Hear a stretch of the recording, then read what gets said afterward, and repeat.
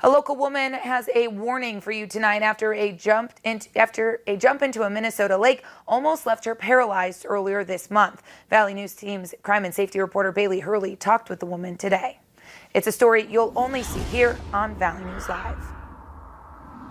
It was a split-second change of mind when Sue Rasmussen dove into the water to cool off over the 4th of July weekend. The last 2 steps I decided to dive in, and it was shallower than I thought. Something Rasmussen says she's never done before. Something you learn back in swimming lessons. You don't dive if you don't know the conditions. She says the excruciating pain was almost instant. It's like my elbows went to my shoulders went into my back just crumbled. But she didn't hit her head and could still move her neck. So while the pain was hard to bear, she says she just tried to brush it off. The twisting, the bending, the lifting, what you normally do on a normal leg, I was doing it. Yeah, it was painful, but I wanted to get better. Rasmussen says she went to the chiropractor twice that weekend in hopes of finding some relief. But by Sunday evening, the pain had become hard to ignore. I couldn't sit.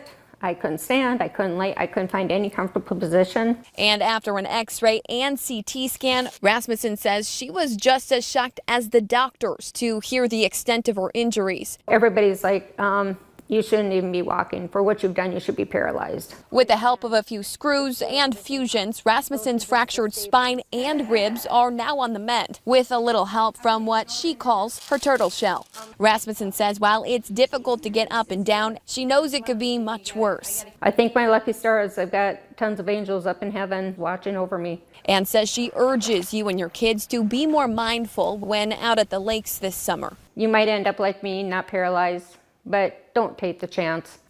In Dilworth, Bailey Hurley, Valley News Live. Rasmussen says although she just got out of the hospital late this week, she could be cleared to go back to work as early as next month.